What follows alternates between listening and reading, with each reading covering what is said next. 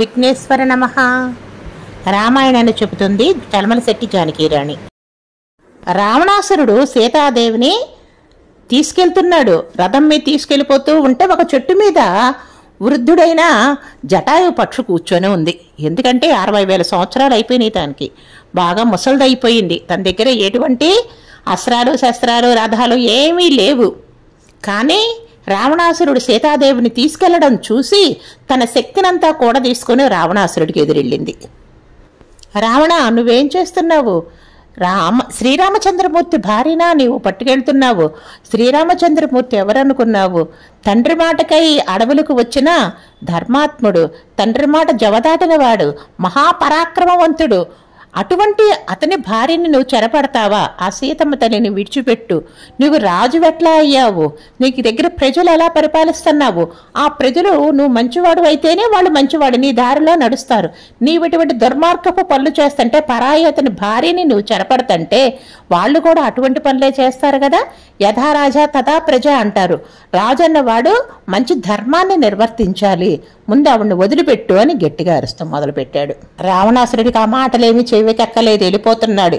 వెంటనే కోపంతో జటాయు తన దగ్గర ఏమీ ఆయుధాలు లేకపోయినా ఏమున్నాయి, పదునైన ముక్కు వాడి కాలి గోళ్ళతోటి వచ్చేశాడు. వచ్చి ఆ ముక్కుతోటి ఆ సారథిని చంపేశాడు. సారథిని తల తుంచి కింద పడేశాడు. అతను చనిపోయాడు. ఇంకా అశ్వాలు కట్టుంటాయి కదా, ఇక్కడ అశ్వాలు కాదు గాడిదలు కట్టున్నాయి. ఆ రథానుకున్న గాడిదలన్నిటినీ ఒకేసారి చంపేశాడు. ఇక రావణాసురుడు వంక చూసి రావణాసురుడి మీదకి వెళ్ళిపోయాడు. రావణాసురుడి మీదకి వెళ్ళిపోయి తన ముక్కుతోటి 20 చేతులని కూడా కత్తిరించి పడేశాడు. రావణాసురుడికి వెంటనే మళ్ళీ 20 చేతులు పుట్టుకొచ్చేసిరి. ఇంకా రావణాసురుడు బాణాలతోటి బాణాల వర్షమే కురిపించేశాడు జటాయు మీద. ఆ జటాయు బాణాలన్నీ ఏం చేశాడు, ఒక్కసారి రెక్కలు విధులు చేశారు కల్లా బాణాలన్నీ కింద పడిపోయినాయి. ఇట్లా కాదని రావణాసురుడు పెద్ద ఖడ్గం తీసుకొని రెక్కలు 2 కూడా కత్తిరించేశాడు. ఇంకా రావణాసురుడు ఆ పని చేసేటప్పటికల్లా ఇంకా మిగిలిందేంటి పాపం, కాలి గోళ్లతో కూడా రావణాసురుడి మీదకి వచ్చేసింది. ఎంత రక్తం ఏరులో పారుతుంది. 2 రెక్కలు కత్తిరించేశాడు. అయినా ఆ బాధను ఓర్చుకుంటూ కూడా వదిలిపెట్టల. సీతమ్మని ఎట్లయినా రక్షించాలనే ఉద్దేశంతో రావణాసురుడి మీదకి వెళ్ళి ఆ కాలి గోళ్లతోటి అతనిని రక్కడం మొదలుపెట్టింది. ఆ కాళ్ళను కూడా నరికేశాడు. ఇంకా రెక్కలు లేవు, కాళ్ళు లేవు. జటాయువు ఏడుస్తూనూ బాధతో అరుస్తూ ఒక కొండ మీద పడిపోయింది. సీతాదేవి పరుగున జటాయువు దగ్గరికి వెళ్ళింది. ఎందుకంటే రథం పడిపోయినప్పుడే రావణాసురుడు పడిపోయాడు కింద, సీతాదేవి పడిపోయింది. వెంటనే జటాయువు దగ్గరికి వెళ్ళి ఏడుస్తూ, నువ్వు నా గురించి నీ ప్రాణాలు వదులుతున్నావు, నన్ను రక్షించడానికి ఇంత ప్రయత్నం చేశావు అని ఏడుస్తుంది. ఆ ఏడుస్తూ ఉంటే జుట్టు ముడి కాస్త ఊడిపోయి జుట్టంతా పరుచుకొని ఉంది. తల్లో పూలు కాస్త కింద పడిపోయినయ్యే, నుదుట కుంకుమ కూడా చెరిగిపోయింది. అటువంటి దీనావస్థలో ఉంది ఆ తల్లి.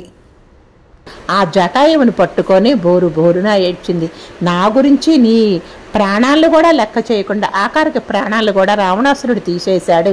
నా మూలంగా నీవు చనిపోతున్నావు, నీకెంత బాధ పెట్టానని చాలా బాధపడుతూ ఏడుస్తుంది. ఇంకా రావణాసురుడు, ఏమిటి నువ్వు వెళ్ళి ఆ పక్షి దగ్గర ఏడుస్తున్నావా అని ఆ తల్లి ముడి వీడిపోయి ఉందని చెప్పాను కదా జుట్టు, ఆ జుట్టు పట్టుకొని లాగాడు. జుట్టు పట్టుకొని లాక్కొని తీసుకెళ్తూ ఉన్నాడు. లాక్కుంటే ఏమవుతుంది, జుట్టు పట్టి లాగ్గానే వెనక్కి పడిపోయింది, నేల మీద వెనక్కి పడిపోయింది. అలా నేల మీద వెనక్కి పడిపోయిన సీతమ్మని ఈడ్చుకుంటూ వెళ్తున్నాడు. ఆ జుట్టు పట్టుకొని ఈడ్చుకుంటూ తీసుకెళ్తున్నాడు. ఆ తల్లి దురవస్థ చెప్పలేను, మాటల్లో చెప్పలేకపోతున్నాం. అటువంటి బాధలో ఉంది ఆ రావణాసురుడు. ఇంకా రథం కూడా లేదు కదా, సీతమ్మ తల్లిని పట్టుకొని ఆకాశ మార్గంలోకి ఎగిరిపోవడం మొదలుపెట్టాడు. అట్లా వెళుతూ ఉంటే ఆవిడ ఇంకెవరైనా సహాయం చేస్తారా అని కిందకు చూస్తానే ఉంది, సహాయార్థమై చూస్తుంది. ఒక కొండ మీద 5 పెద్ద వానరాలు నుంచొని కనిపించినాయి. వాళ్ళు చాలా తేజోవంతంగా కనిపిస్తున్నారు. వాళ్ళని చూసి వీడు నాకు సహాయం చేయగలరని అనుకొని ఏం చేసింది, తాను కట్టుకున్న వస్త్రం చీర ఉంది కదా, పట్టు చీర ఉంది కదా, పట్టు చీర కొంగు చివరని లాగితే చిన్న మొక్క వచ్చింది. ఆ పట్టు చీర ముక్కలోకి తనేం చేసింది, తన ఆభరణాలన్నీ చుట్టి ముడి వేసి ఆ 5గురు ఉన్న వాళ్ళ మీదకి మధ్యలోకి ఈ ఆభరణాలన్న మూటని వేసింది. వాళ్ళెవరు? అందులో మధ్యలో ఉన్నది ఎవరు? మన హనుమ, ఆంజనేయుడు.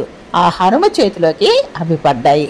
ఆ హనుమ రక్షించగలడని ముందే ఆవిడ తలచి ఆ చేతిలోకి అవి జార విడిచింది. 5గురు నుంచోనుంటే వాళ్ళలోకి వేసింది.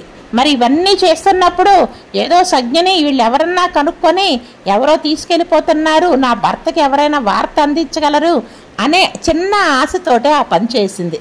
మరి రావణాసురుడు ఇవన్నీ గమనిస్తున్నాడా? అబ్బే లేదు. అధిక సంతోషంతో, ఎక్కడా పట్టలేని సంతోషంతో సీతను అపహరిస్తున్నాను, నాతో తీసుకెళ్ళిపోతున్నాను అని విర్రవీగుతూ ఆ సంతోషంలో వెళ్ళిపోతున్నాడు. కానీ వెనక సీతాదేవి ఏం చేస్తున్నదో గమనించలేదు. ఈ తల్లి తన ఆభరణాలన్నీ కూడా మూట కట్టి వానరులకి అందజేసింది. మరి మిగిలింది లంకకి వెళ్ళిన తర్వాత ఏం జరిగింది అనేది రేపు చెప్పుకుందాం.